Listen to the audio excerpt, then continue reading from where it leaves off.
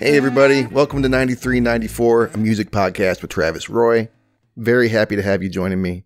And I am stoked to be doing the very first Beck album on this show and my favorite Beck album on this show. One of my favorite albums from the era, One Foot in the Grave. And who am I doing it with? My good buddy, Morgan Peak.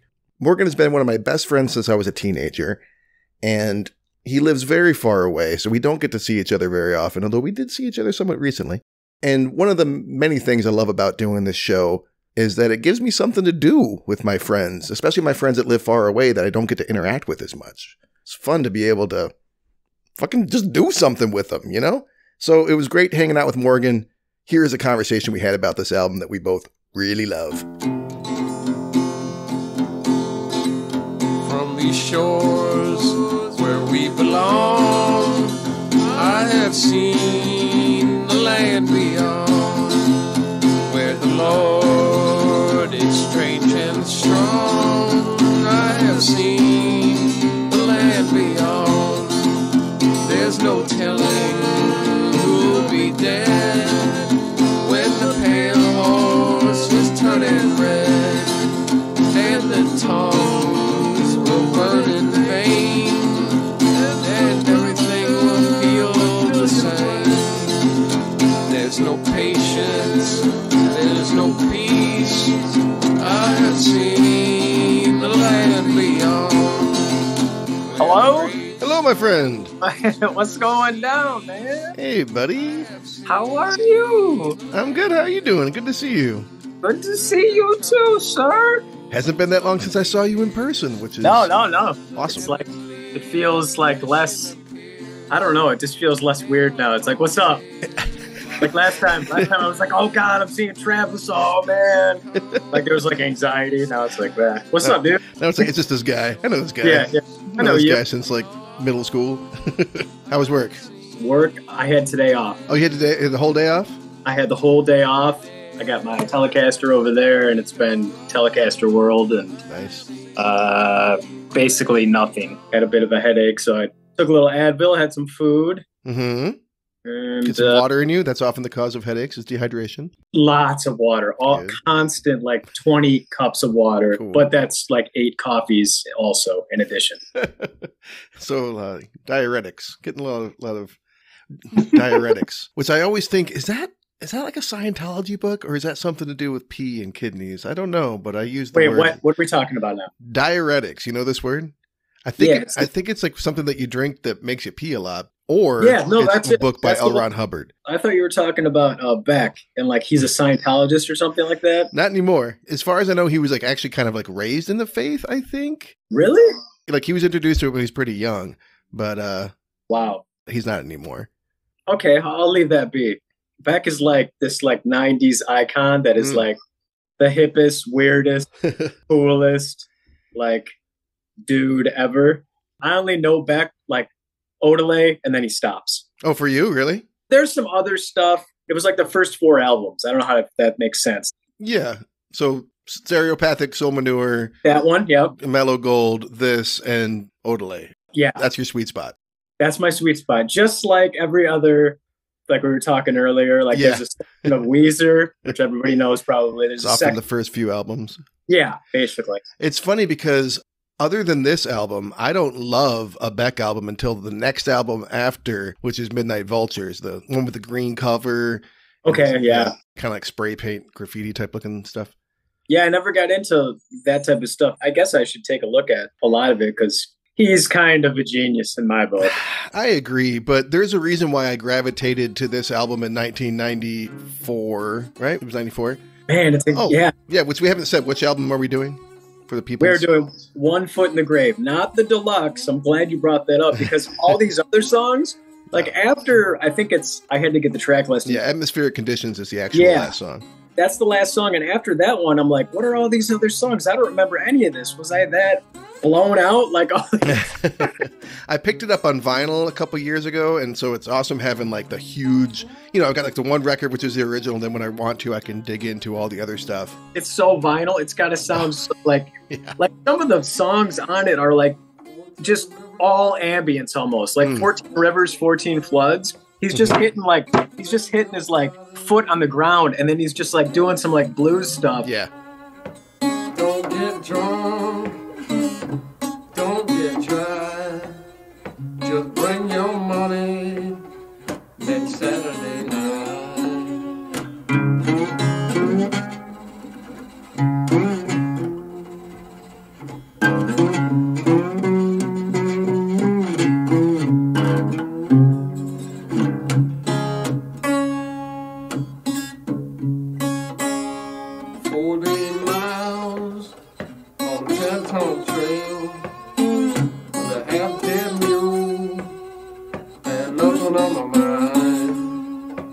There's like moments where there's like almost nothing going on and you just hear like the tape hiss. It's awesome. It is. This was recorded in the basement studio of Calvin Johnson. And I remember getting this album back in the day, and like I liked Mellow Gold, but I loved the acoustic stuff on there. And like I remember our friend Andrew Johnson got Stereopathic, and I was like, this is cool, but like I liked Rowboat the most. You know, like I liked all like the acoustic stuff. So when I heard this was coming out, or like heard something from it, whatever, I was like all over this and have always loved it. And I kind of feel like it changed my life a little bit, kind of, because like this album, Zapalote Machine from Zapalote Machine from Mountain Goats and American Recordings from Johnny Cash. Like as a 14-year-old kid, I was like, oh, I could just pick up a guitar and just be me. And like within a year, like I was in a band with Andrew Johnson and our friend Keith Coomer, where Coomer was literally doing what's happening in 14 Rivers, 14 Floods, banging on a fucking like back of a, I mean, he didn't have drums, but he was banging on a closed guitar case. I can't agree more with like the sentiment, like how you like that feeling of like, holy, it was like, I'm looking at the track listings right now and every song is under, except for one, is like under 3 minutes. Oh yeah. It's like these punk rock folk songs that are like with this 90s aesthetic where it's just like, who cares? Like this DIY thing, but kind of like on a different slant. It's just like, it's awesome. It does feel kind of DIY. I mean, to me, like I always had it in my head, and I don't think this is true because I know it was recorded in the, like I said, the basement of Calvin Johnson, but it was like his house. So maybe they all stayed there for a little while. I don't know. But in my mind, it was like, I think like 3 or 4 dudes just got a cabin or something, or just holed up somewhere and spent, I don't know, 2 weeks, 3 weeks, if that, writing these songs and recording them. Maybe a weekend even. I don't know. Like I could just imagine dudes just like churning this shit out. It's almost got a band feel to it. What is that? The Pink House? From the Pink, what is it? From Big Music from Big Pink. Big Pink. Like, yeah, that sort of feel. I don't know. Maybe I'm wrong about that, but it just feels cool. No, I think you're dead on. There's very much a folksy, old school feel. Yeah. And of course, it's not just the songs that he's doing, but it's like the whole recording style. Take off your sweats, cool your jets. Like, that's why he's got that. Once he adds that layer to all the rest he's talking about, he's got the Beck lyrics, which they're not dumb. They're dumb-ish, but they're awesome. They're not just like, so every, like I got a funny feeling they got plastic in the afterlife. Oh, what a great line. I mean it. Cyanide Breathman is peak Beck. If you want Beck, listen to that song. Is that your favorite song on the album? Probably. When they want you to get it, chew on the grass. I know, 'cause they told me to tell you. There's nothing to tell you, there's nothing to sell you. In the afternoon, riding the scapegoat, burning equipment, decomposing. Cool off your jets, take off your sweats. I got a funny feeling they got plastic in the afterlife. Because the song Asshole is so like almost depressing. It's a great song. It seems like it'd be like the single of it, but like Asshole is like I don't know. It's kind of a depressing one. Yeah. But there's a couple down tracks I have to admit. But Asshole has the honor covered by Tom Petty, which is kind of wild. Yeah, early in his career, he's covered by Tom Petty. He's covered by Johnny Cash. Like within like the first couple years or less of him being out, like these huge icons are like being like, this guy's a great songwriter. And you can really hear it on this album. The songwriting is so good that in some ways the raw feel of it and the feeling like they're playing this song for maybe the 3rd time ever, you know, it enhances it and it makes it feel alive. Can't agree more. Yeah, definitely on the same plane as far as that. Like when what's I'm looking at the track listing right now. I think Girl Dreams, it sounds like that song is like almost slowed down. But he's got such a way of singing and such a way of playing that it might just be the way he is, because he's like, it's just the girl. And it seems like it is vinyl being slowed down and sped up. Yeah. Like, it's awesome. True. You're just the girl of my dreams, but it seems my dreams never come true. I first met you down on Lover's Lane. The birds were insane, flapping all about. Yeah, this is like the stoniest album ever. And I don't know, I have no idea what his drug usage is like. He could be clean as a whistle, or he could be a total pothead. I have no idea what the dude. Like, I wouldn't be surprised, like, in any level. He could be like Ween level or complete straight edge. Like, I wouldn't. Yeah.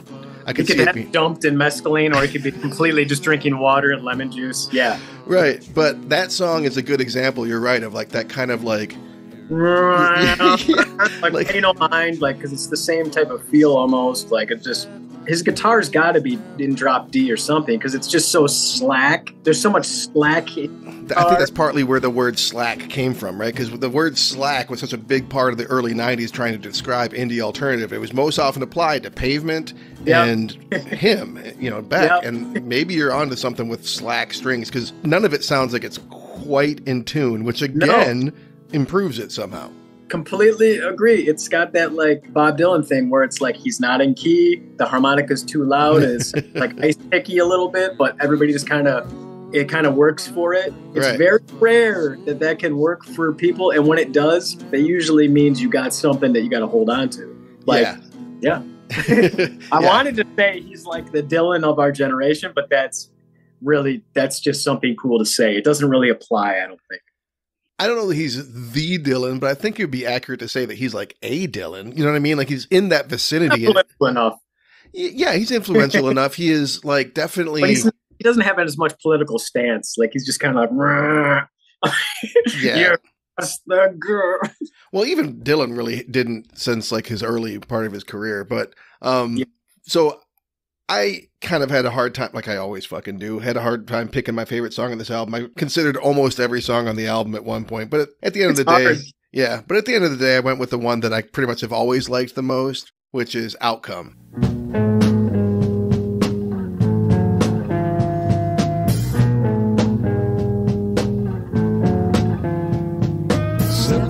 Years in the city, static clinging to the ceiling. Never did I think it would come to this. Outcome is different than I expected. Never did I think it would come to this. Outcome is different than I expected. Outcome? Yeah, Outcome. I wouldn't have expected that. That is a cool. I like the way they did it. The rounds, is that what you call it? Yeah, where they're singing, the way they're singing together, him and Sam Jane. Yeah. Yeah, I like Sam Jane quite a bit from Link. I never got into Love Is Laughter, but I always loved Link. And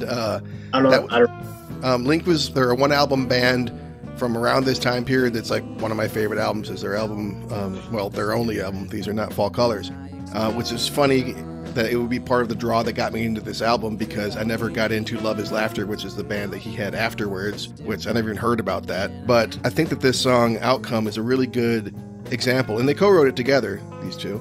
But I think it's a good example of what we were talking about with the kind of lackadaisical, off-the-cuff approach to recording here. I mean, I've always loved the moment that Beck coughs in this song. He just fucking coughs. Like, fuck it, I got to cough.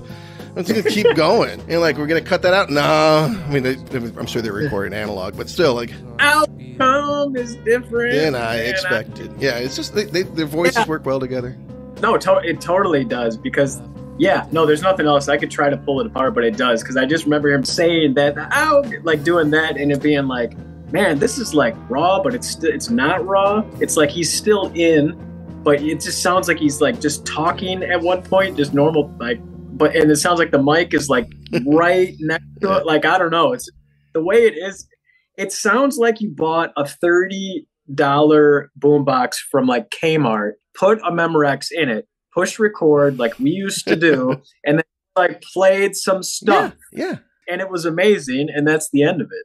And I was like, yeah, wow. After I realized that lo-fi was a thing, right? So after I heard this and Zapalote machine, I would literally like get my boombox, which you could record, it didn't need a mic. It just would record audio. And I would go to my bathroom where it echoed. I mean, I must have written like, I don't know, literally 100 songs or something when I was like 15 years old. And, never did fucking anything with them. And I'm sure they're terrible, but it was awesome for me to be able to have that, like that feeling that I could make my own music and I could be like Beck. And obviously I wasn't like Beck, but that I could do that too, that I could make music at any rate. It's 100%. I still, like when I do that Instagram crap, it's still just me putting the phone next to the guitar and pressing record. So they're really and I think, man, I got money. I could get like a microphone. And I'm like, why? It's just more complicated. What am I doing it for? Like likes? What am I going to get? Like, who cares? Play that big of a deal. Like when I'm done, I feel like I did something. So it's still the same thing.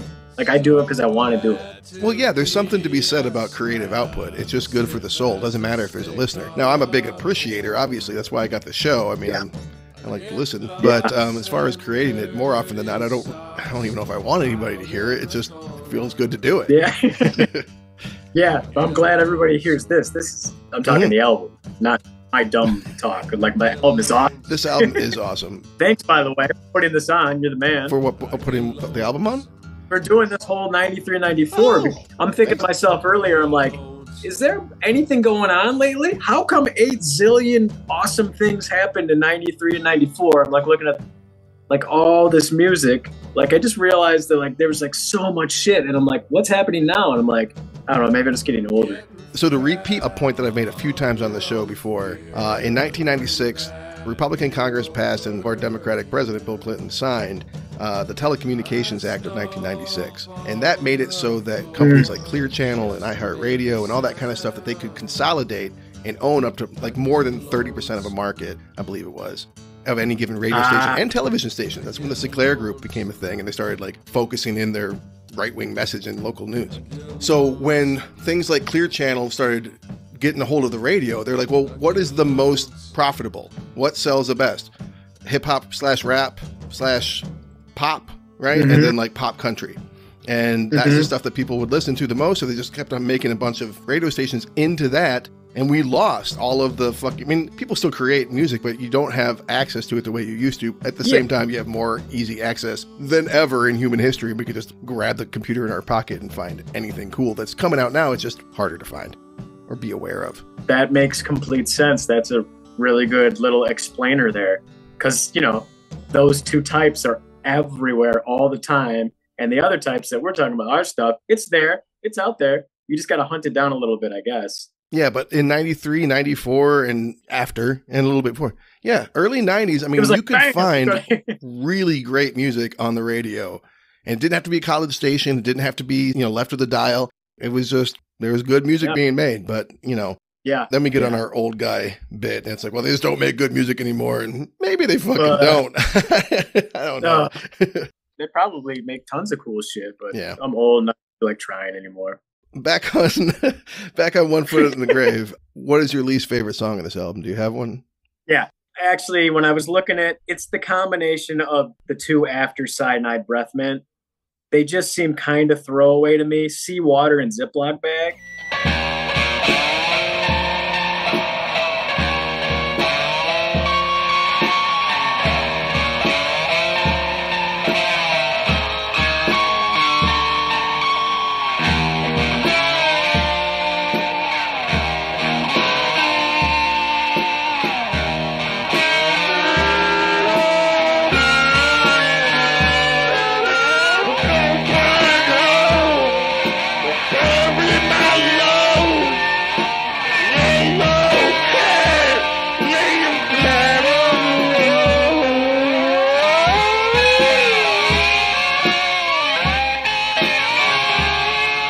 Every other one is like hands down a must-have, must-listen to.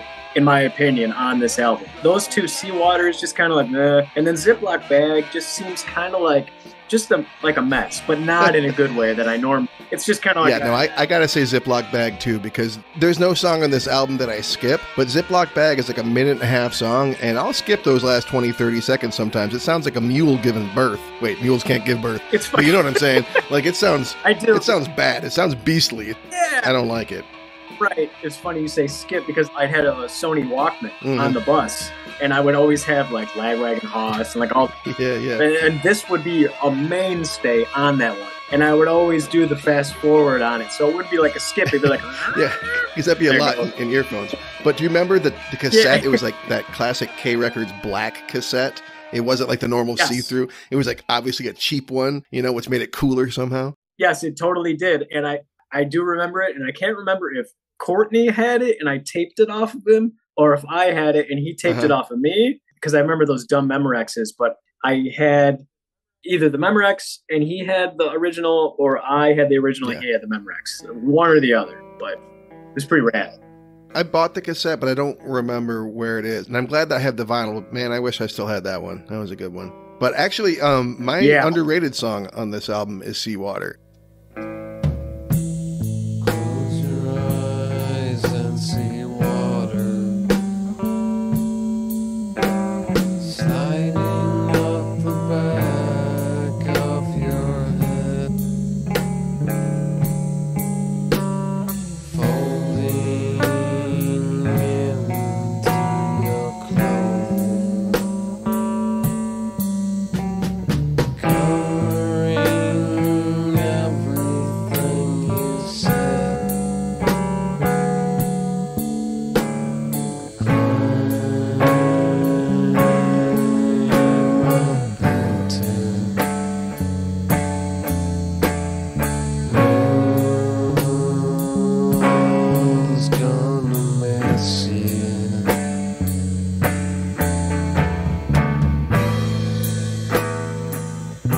I've always liked Seawater, but in the same way that I like every song on the album, But listening to it the last couple weeks, I kind of came to feel like Seawater is a nice break in the album, that it kind of like shifts moods. And I mean, I said earlier it's a stony album. This is probably the stoniest song on this album. It is very it would work in a movie that was like a heroin binge scene or something. You know what I mean? It feels like you're underwater and like kind of everything's murky and like fading. I don't know. Yeah, it could work in a movie set type scene thing. And I wouldn't even have picked that. I just went back to it because some of them I immediately remember from 30 years ago. Like 14 Rivers, Asshole, I Seen the Land Beyond. Actually, all of them. Well, it took a second for a couple of them. But Seawater and Ziploc Bag, I don't remember too well. And then I was like, I don't know about that. Was this an album you set down for a while and didn't come back to until recently? Or it's one of those that I did. And now I came back. But it's always kind of been in and out since I was like 14. But it's been really in and out. It's been consistent, but it's been consistent on like a 6-month type thing. Sure. You know what I mean? Yeah, I would say I throw it on probably every 6 months since I was 14 or so. Sure. Which is pretty consistent, I think, really. I mean, yeah, that would be kind of the deal. For how many albums there are in the world and how much time we have to listen to them and that kind of stuff. Right. But yeah, it's always been one I revisit too. But yeah, there's some standout ones, I get lonesome. I just know because I hear him and it's, I don't even think it's Beck. It's just like, yeah, that's Calvin Johnson doing backing vocals there, that deep voice. Yeah. And that's a fun one to sing along with too. I get lonesome. I can't go that low. I was listening to He's a Mighty Good Leader.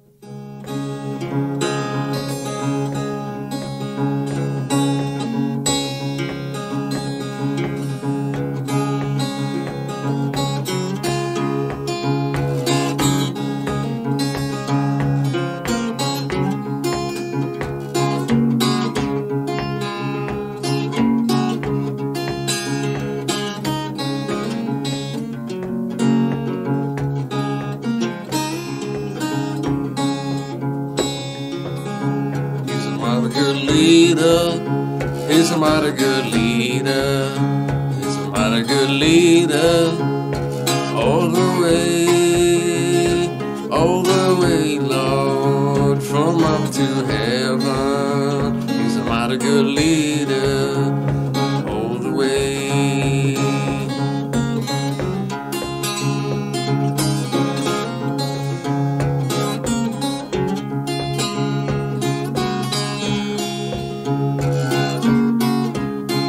It's like a church song. This is Church Beck. I love that song. I think it's a great start to an album. And Church Beck is right. Like, there's a few songs on this album that really bring me back to when I was a kid, because growing up, my family would have these family reunions out in what we called a holler, in West Virginia, like in the deep mountains. Yep. And it'd be like the kind of thing where, we all get together and there's a little mountain stage, and family would get on. Sometimes like strangers would like drive in that my cousins played with and stuff from their bluegrass bands and stuff, and they play bluegrass and they play spirituals. Oh, cool. And sometimes they get off the stage and we'd all just be on the porch and just sitting around listening to all my cousins sing and play guitar and play all these old fucking spirituals, and none of them were like these exact songs, right? But a lot of them really felt like that. And like hearing this album growing up, I was like, oh, like, it's okay for me to like that. Like, that's cool. And now I realize how fucking fortunate I was and how amazing it was, to grow up with that kind of music. It's a big part of my life. But, like, when I was a kid, I was always kind of ashamed. I'm like, oh, it's, it's Appalachian music, and it wasn't cool. But now I'm like... a lot of that stuff comes out of the church. Like, that sort of stuff right there. Mm-hmm. And, pop music, blues, all that sort of stuff comes from that type of thing. That church fellowship-y type of stuff. Yeah. Like... the clap stuff. Yeah, exactly. It's awesome. It is. It's cool. Awesome. The start of the album, like the first couple songs, I was just looking at the track listing real quick because I was like, all right, talk more about One Foot in the Grave, because that's why we're, it's, and I was like, yeah, those first 5 songs are awesome. No, they are. Honestly, it's just, it's banger after banger on this album. Agreed. Pretty much. Except for Ziploc Bag. Agreed. Which I don't hate. I mean, it's just not. No. Back to the spiritual thing. Like, I'm looking at like 14 Rivers, 14 Floods. I've seen The Land Beyond. Mm-hmm. It's all kind of like that type of thing. That's what it's like, sprinkled in with kind of some really stony stuff, like you were saying, like Force Field and Outcome. Yeah. And he twists the lyrics of a lot of the spiritual type stuff too. So, because he's clearly not a Christian at the time, probably not now either, as far as I know. So he's playing with it. It's kind of like Kurt Cobain playing with that Vaseline. Well, I guess it was really the Vaselines that played with it originally, but Jesus doesn't live for some meme or whatever. No, because there's always got to be like the weirdo, like, again, the cyanide breath mint lyrics, like the take off your jets, cool your sweat. I think my favorite line on this album is, besides the one you said, which is a funny feeling they got plastic in the afterlife. That's a good one. But my favorite line on this album is, and tomorrow's just another crazy scam. Yeah. I love it. That's so awesome. What song is that one from? I can't remember. And tomorrow's just another crazy scam. The Girl Dreams? That's not Girl Dreams. I think it's on Sleeping Bag. Sleeping Bag? Okay. Yeah, it's Sleeping Bag. Yeah, that's the other one that sounds like it's slowed down. Yeah. It sounds like they took the speed and like took it down like a couple of clicks, like you're just the girl. Sleeping Bag's got the same feel. Yeah, maybe they did, or I could just imagine them being like recording this at like 3 a.m. Yep. They wrote the song at 3 p.m. and did some other stuff, came back to it, played it a few times, and they're like, okay, we had enough beers, let's fucking get this in the box, let's get this in the can or whatever.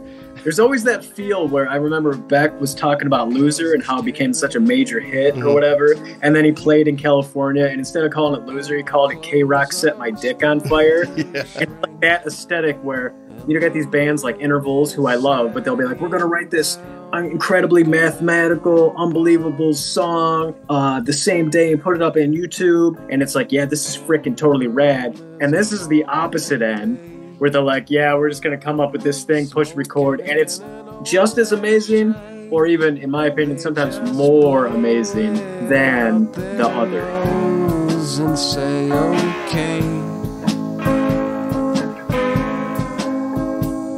So let's try to make it last. The past is still the past, and tomorrow is just another crazy scam. This has always been the direction that I've come from in our friends group and our music making group. Like most of our friends and the many different people I've been in bands with, including you, like are very like engineer minded and like prog rocky and like intricate, like all this fucking good. And I'm like, give me 3 chords and a boombox and I'll probably be happy with that personally. So long as the feeling's right? So long as that feeling's there. Yeah. That's something that I always lacked because I was always trying to be like really, like mathy about it. But like, there's something to be said for that too. Don't get me wrong. Try to get both of them going on, is the toughest part. It's got to have this and then it's got to have the other stuff too when I try to do shit. Mm-hmm. Me, blah, blah, blah. Well, I am interviewing you, so it's okay. You can talk about yourself. As unfun as that is, says the guy with 4 podcasts. Says the guy who, I love talking about my shit. Yeah. I just love talking about shit that I love, and I love talking with my friends. I mean, I'm a teacher, so all I do is talk all day, then get on a podcast and talk some more. So, nice. Do you have an underrated song in this album? I think it would be Hollow Log.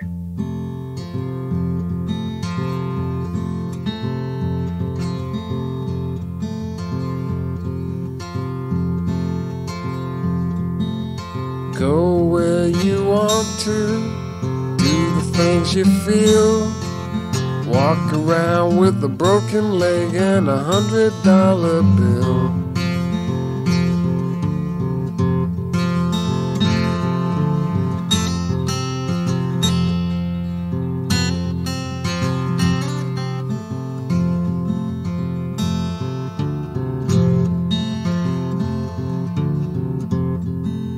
Get yourself a pistol, get yourself a dog, stay up all night getting drunk, sleeping on a hollow. I think that's the one. Mm-hmm. Sleep on a hollow log.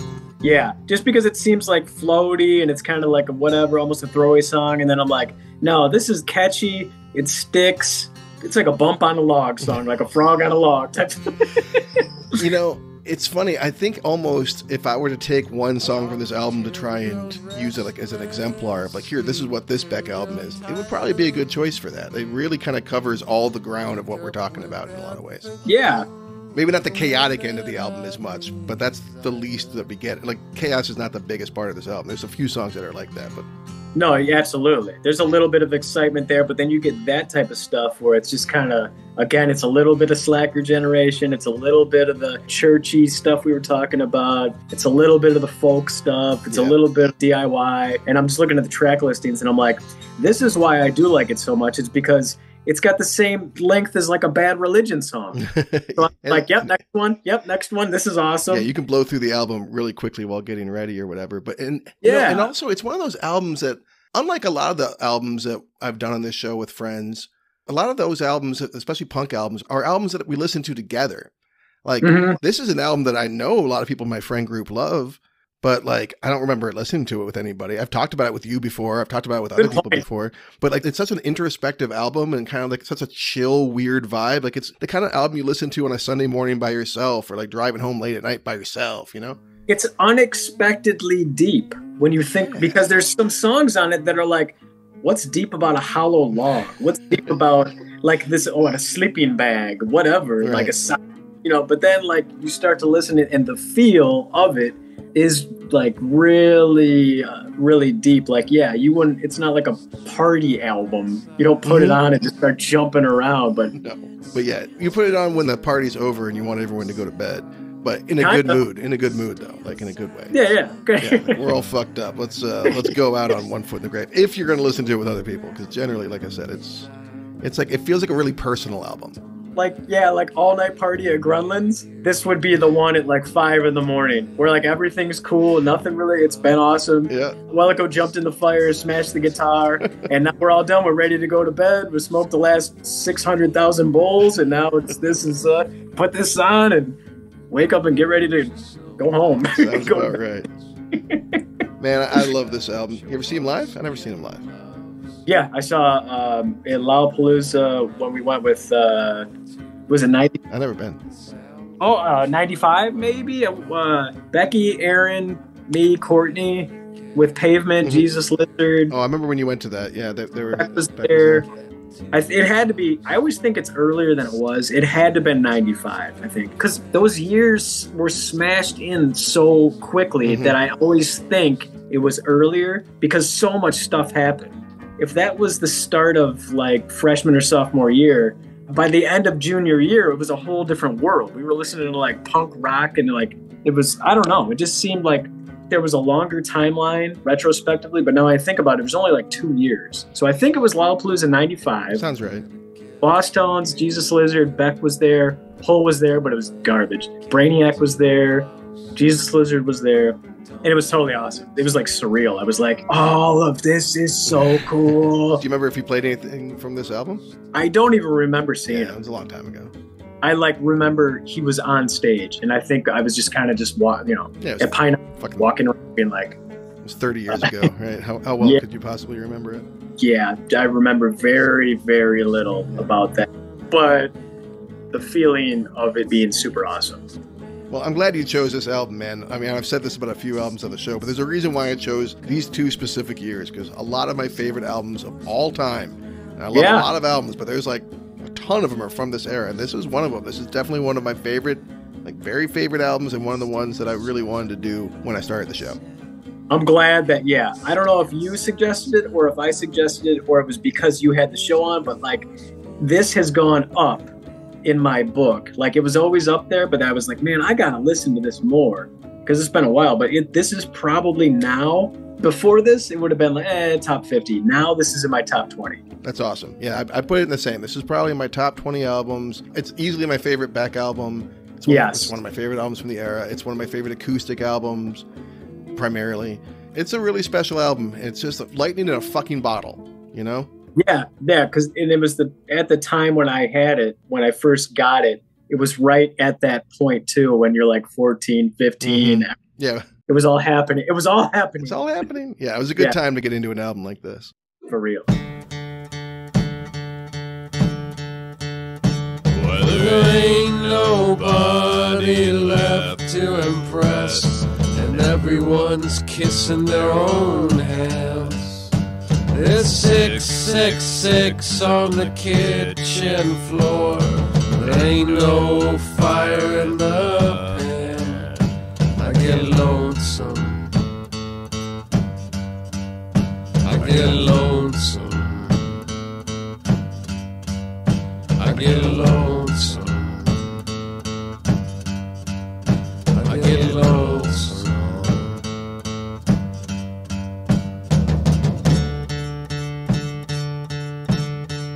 All right, are you ready for the end of the episode where I hit you with something non-Beck related? You can. Okay. I agree. Okay. You consent. I consent. All right. Oh, God. So I have created a game for you. Oh, my God. A personalized game just for you, Morgan Peak. Wow. Our friends group has a pretty silly and dumb sense of humor. Agreed. We find a lot of the same things to be funny together. But there are 3 things in particular that I think you find the funniest. Oh. So I've created a game for you called Beans, Feet, or Onions. I knew this was coming. Oh, my God. As soon as you started saying Continue. So the game is Beans, Feet, or Onions. I'm going to say a word. Pure Beck. Yeah, I feel like Beck would approve. I feel like he'd like this. This is so good. All right, so I've got 9 because 9 is the number I usually go with because my other podcast said I'm a 9. Sure. I've got 9 options for you. I'm going to say 9 words or phrases. Mm-hmm. You tell me if it's related to beans, if it's related to feet, or if it's related to onions. Onions. All right, you ready? I am ready. All right, round 1. The word is Patterson. Patterson. Patterson? Patterson. Patterson? I'm going to say onions. You are correct, sir. That is a kind of onion. Good job. Patterson onions. I'd never heard of them until I was researching. I thought that was Mr. Patterson's breath. That too. It could be both. Our high school, what the fuck was he? Jewelry teacher? Yeah. Jewelry making teacher? He was right next to the bathroom where if you had to take a shit, then you did. It was a big orange log. Anyway. Our high school resident back rubber of a few boys. Anyways. How did I get onions right? Yes. Anyway. You got onions right off the bat. All right, the next word. Saucony. I'm sorry, say it one more time. Saucony. Saucony. Oh man, I don't beans. And is related to feet. It is footwear. It's a kind of shoe. I used to have a pair. I'm the feet guy. How do I have? Okay. All right. You're 1 for 2. All right. Okay. The word is Dixondale. Oh, beans. That is incorrect. Dixondale Farms is the country's largest supplier of onions. Really? Yes. Most onions you eat probably come from Dixondale Farms. All right. They call me the comeback kid. Comeback. All right. Feldman style. I got faith in you on this one. All right. Cannellini. Oh, that's beans. That's beans. That's Correct. beans. That's straight beans. That's straight beans. That's the kind of beans. All right, you're back. All right, you're 2 for 4 now. Okay. The next phrase is Walnut Acres. Walnut Acres. I'm gonna go. Feet. Walnut Acres is a company that makes canned beans.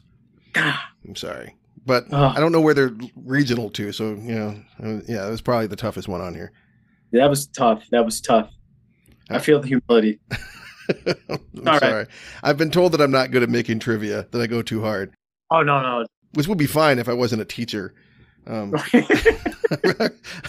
ready to quiz for my students today. I schooled Morgan on onions, beans, and feet hardcore. He thinks he knew it all. He didn't know shit. Well, right now you're failing, Morgan, but you've got a chance to turn it around. Come back, kid. All right, the word is talus. Talus? Talus. Talus. I'm thinking, I don't know. I'm going feet again. You are correct, sir. Talus is a bone in the foot. Here we go. Because I was thinking Govier's talons, so I was just. Good. I'm sure there's some sort of Latin or something Greek connection there between talon and talus. All right. Walla Walla. Walla Walla? Walla Walla. Onions. It's a variety of onion. Good job. Oh! Bang. You're back in the game, buddy. Oh! Back in the game. Wild card status. All right, we got 2 more. Let's see if you can bring this home. Okay. The word is cuboid. Cuboid. Cuboid. Cuboid. Feet. Feet is correct. It is another bone of the foot. Morgan Peak. What a man. All right, I think you've got 3 wrong and 5 right so far. So I think that even if you get this, even if you get this wrong, you're going to be majority in the lead. But if you win this one, you get a passing grade from Mr. 9394 himself. Okay. All right. Last word is adzuki. Adzuki? Adzuki. Adzuki. I'm going beans. You saying beans? Beans. Beans is correct, sir. What?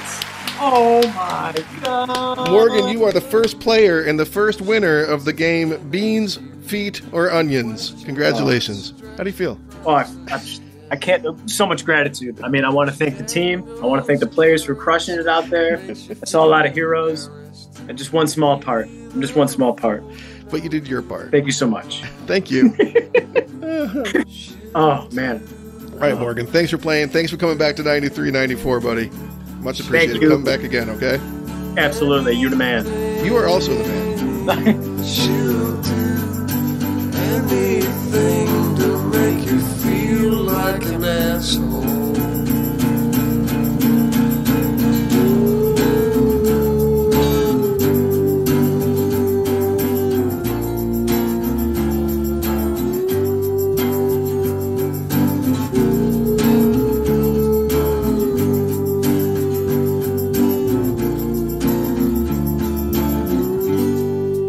Morgan. Always awesome to get to talk to him, spend some time with him. That fucking laugh. Love it. And I'm super glad to finally have been able to tackle one of my favorite albums from the era. So I appreciate him coming on. I'm always looking for new guests. If you yourself are interested, person listening, you can do any album from 93, 94 that I haven't already done before. That's pretty much the criteria. And no Cypress Hill. At this point, I always offer like a suggestion, something that I haven't gotten to yet. And I'm going to get really fucking snobby right now. I'm going to fucking snobby. Never did I ever think that I would have to come on this show and beg for someone to come on and talk about B1000, the Guided by Voices album from 1994. Cold hands touching my face. Don't hide, the snake can see you. Old friends you might might not remember fading away from you.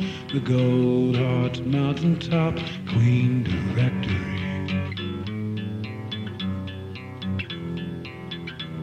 The Gold Heart Mountaintop Queen Directory. I mean, speaking of lo-fi, this is Gold Heart Mountaintop Queen Directory. Always been one of my favorite songs from the era. These guys fucking rule. And they're also one of those bands that they're just so prolific. I cannot keep up. I do not listen to every album. This is definitely one of the ones that, is big for me. So it would be great to be able to talk about it. Or again, any other album from the era. Just reach out to me at 9394podcast@gmail.com. You can find me on Facebook. Hit me up and let me know if you're interested. My life has gotten stupid busy. I keep on piling up obligations on top of myself, even as big things happen, many of which I've shared on this podcast. So I appreciate your patience as I am getting slower in releasing these. This used to be a weekly pod. It's kind of turning into a bi-weekly pod now. I appreciate you staying on board. There's more coming. I'm not stopping anytime soon, even if I have slowed down a little bit. All right, thanks. Appreciate you. Take care.